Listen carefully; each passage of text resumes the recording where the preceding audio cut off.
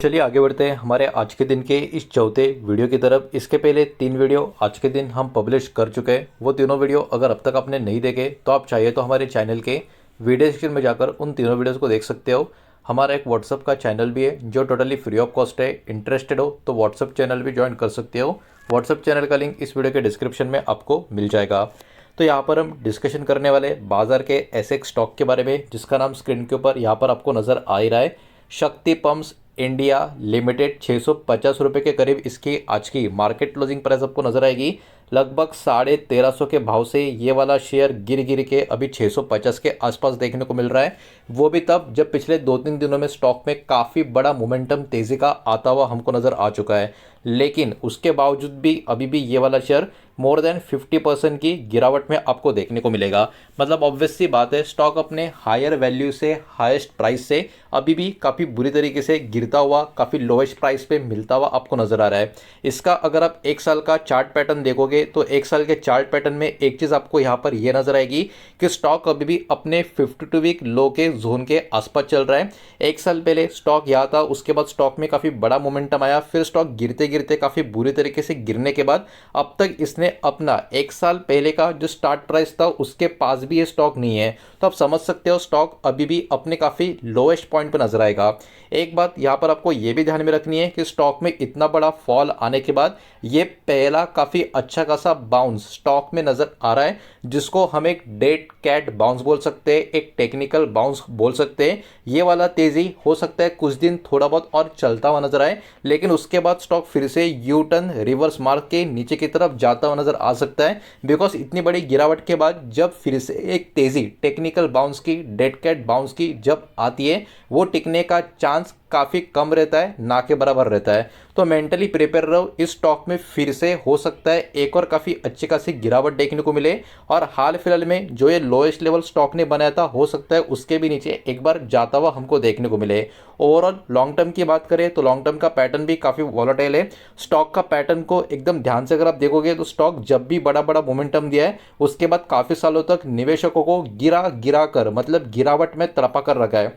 फिर बड़ा मोमेंटम, फिर गिरावट में लोगों को तड़पा कर रखा है, फिर बड़ा मोमेंटम, फिर गिरावट में लोगों को तड़पा कर रखा है, फिर बड़ा मोमेंटम और अब फिर से गिरावट में लोगों को तड़पा कर रखा है। तो इस स्टॉक का हिस्टोरिकल चार्ट पैटर्न हमको यही इंडिकेशन देता है कि स्टॉक भागता 2-3 साल में काफ़ी ज़्यादा है, फिर 3-4 साल लोगों को तड़पाने का भी काम करता है। तो ये वाला शेयर आपके पास है। इन सारी चीज़ों के ऊपर भी आपको अपना ध्यान देना चाहिए, फोकस रखना चाहिए और उसी तरीके से मेंटली प्रिपेयर रहना चाहिए।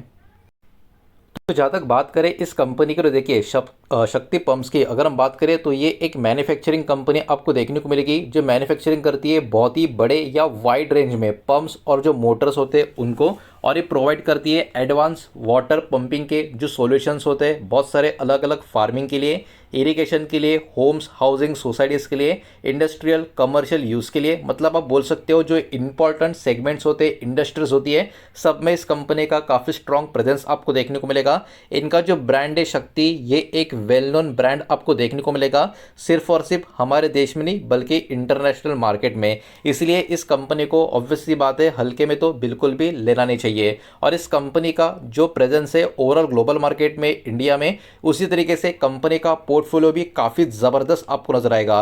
प्रोडक्ट्स की ऑफरिंग इस कंपनी की अगर आप देखोगे तो पंप्स के कैटेगरी में आप देख सकते हो यहाँ पर अलग अलग टाइप के सोलर पावर पंप्स की बात करें, सबमर्सिबल पंप्स की बात करें, वर्टिकल, मोनो, प्रेशर, अलग अलग टाइप के जो पंप्स है, ऐसे बहुत सारे ऑप्शंस यहाँ पर आपको देखने को मिलेंगे। मोटर्स में भी आप देख सकते हो यहाँ पर 3 टाइप के मोटर्स कंपनी का यहाँ पर एक प्रेजेंस आपको देखने को मिलेगा। कंट्रोलर्स में भी यहाँ पर बहुत सारे कंपनी के ऑप्शंस आपको नजर आएंगे और अदर कंपनी का जो पर्टिकुलर कामकाज है वो भी यहाँ पर आपको देखने को मिल रहा है। तो ओवरऑल इस कंपनी के बिजनेस पोर्टफोलियो की बात करें, पोर्टफोलियो काफ़ी बड़ा है, काफ़ी डाइवर्सिफाई, इस बात को यहाँ पर आपको ध्यान में रखना है। अब देखिए सभी को पता है ये कहीं ना कहीं एक पाइप इंडस्ट्री की कंपनी है, लेकिन अभी भी काफ़ी कम लोगों को पता होगा इनका इलेक्ट्रॉनिक व्हीकल का भी बहुत ही स्ट्रॉन्ग कनेक्शन आपको नजर आएगा। और बिकॉज इनका ये इलेक्ट्रॉनिक व्हीकल का स्टॉक मार्केट में लिस्टेड नहीं है तो ऑब्वियस सी बात है इनका जो ईवी सेगमेंट का जो भी कामकाज है उसका भी रिफ्लेक्शन इस कंपनी के स्टॉक में होता हुआ नजर आएगा।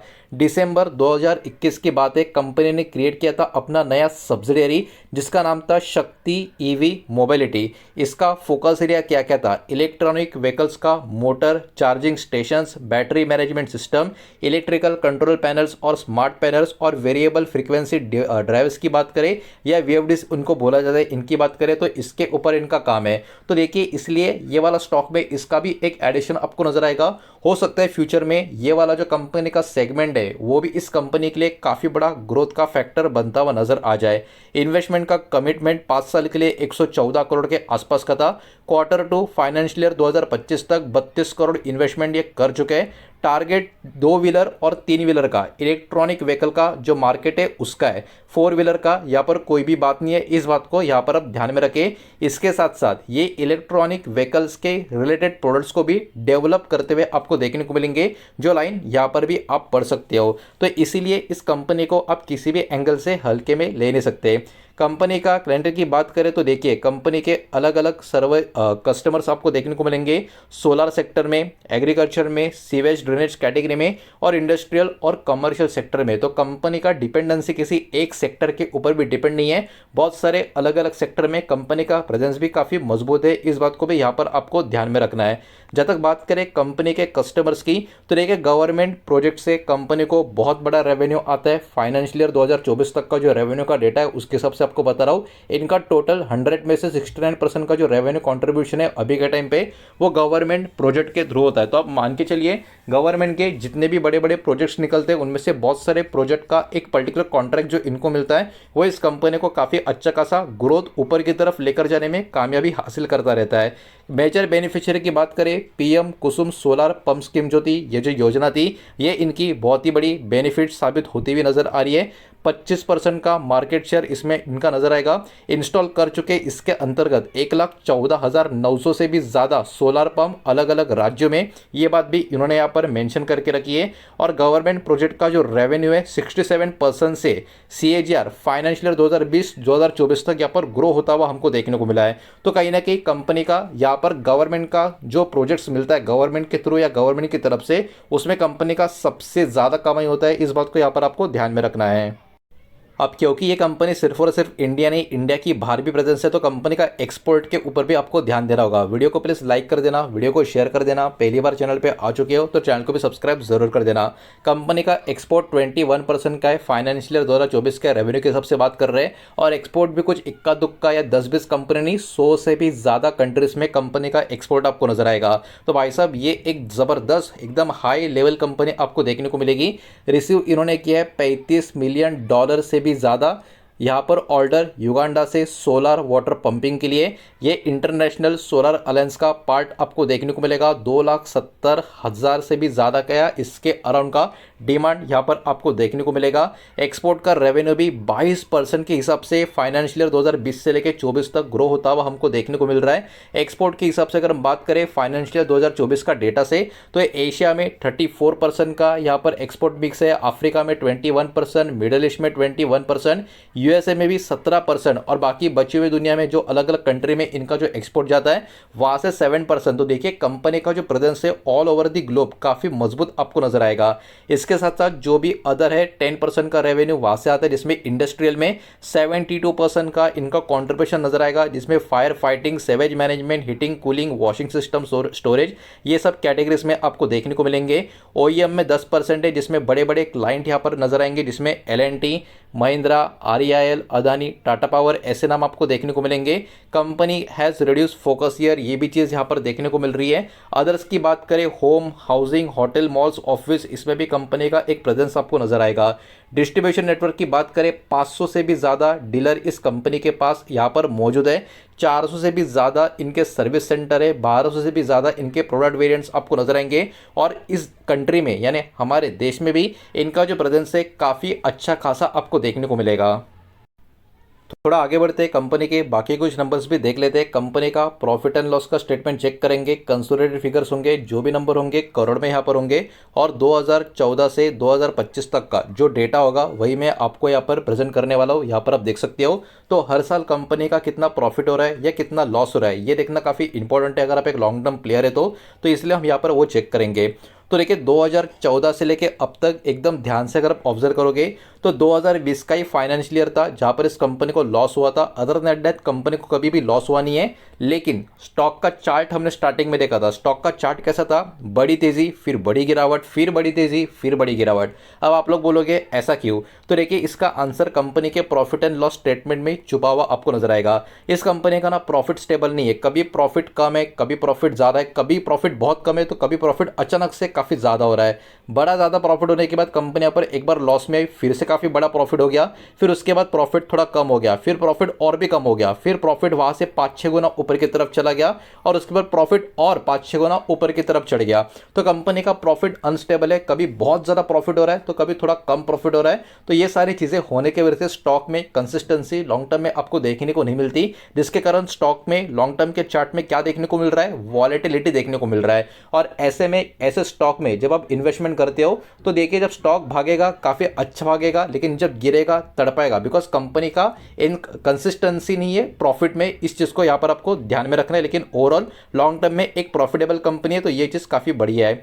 शेयर होल्डिंग पैटर्न कंपनी का काफी मजबूत नजर आएगा। प्रमोटर, एफएस, डीएस और पब्लिक का होल्डिंग अगर हम देखें तो काफी इंटरेस्टिंग है। देखिए प्रमोटर का होल्डिंग जून क्वार्टर में 51.61 का था और अभी प्रमोटर का होल्डिंग 50.31% का है। अभी कुछ लोग सिर्फ इतना देखकर बोलते रहे प्रमोटर तो माल बेच रहा है मतलब खराब कंपनी है। ऐसा नहीं होता, प्रमोटर माल बेचा है लेकिन किसको बेचा है, प्रमोटर ने जो 1% के आसपास का अपना स्टेक कम किया है उसमें से मैक्सिमम स्टेक किसने खरीदा है ये भी देखना काफी जरूरी है। अब देखिए प्रमोटर का 51.61 से 50.31 पे स्टेक आया, तो एफएस का 5.06 से 5.60 पे गया, मतलब प्रमोटर ने जो सेल किया है उसमें से कुछ चंक यहाँ पर एफएस ने खरीदा है। डीएस का स्टेक 4.84 से सीधा 6.71 पे गया।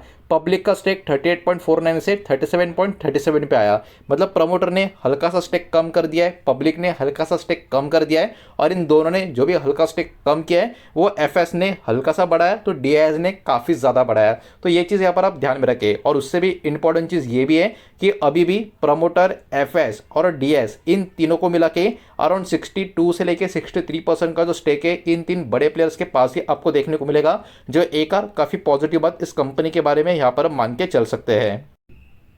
तो ओवरऑल अगर हम देखें कंपनी को, कंपनी टेक्निकली फंडामेंटली काफ़ी मजबूत है, बस प्रॉफिट अनस्टेबल रहने की वजह से स्टॉक में कंसिस्टेंसी आपको नजर नहीं आएगी। अभी कुछ समय से स्टॉक, पिछले कुछ दिन से स्टॉक काफ़ी अच्छा खासा चल तो रहा है, लेकिन इतनी बड़ी गिरावट के बाद जब ऐसा बाउंस आता है, जो वीडियो के स्टार्टिंग में भी हमने डिस्कस किया था, वो एक डेड कैट बाउंस होता है, वो एक टेक्निकल बाउंस होता है। हो सकता है अगले कुछ दिनों में या कुछ हफ्तों में या फिर एक महीने के दौरान फिर से स्टॉक में बड़ी गिरावट हमको देखने को मिले और अभी हाल फिलहाल में जो लो स्टॉक ने बनाया उस लो को ब्रेक करके उसके भी नीचे जाता हुआ नजर आए, बिकॉज ऐसे टाइम पे ऐसे मोमेंटम स्टॉक में आते रहते हैं। लेकिन अगर आप लंबी दूरी के निवेशक हो, चाहिए तो स्टॉक के ऊपर अपना एक फोकस कर सकते हो। हालांकि अब क्या करना है क्या नहीं टोटली आपके ऊपर डिपेंड होगा। उम्मीद करता हूँ वीडियो समझ आया होगा, पसंद आया होगा तो वीडियो को लाइक करें, दोस्तों शेयर करें। पहली बार चैनल पे आ चुके हो तो सब्सक्राइब भी कर देना और कोई भी स्टॉक में निवेश करने से पहले खुद की स्टडी रिसर्च जरूर करें, फाइनेंशियल एडवाइजर की सलाह जरूर ले। मिलते हैं नेक्स्ट वीडियो में, धन्यवाद।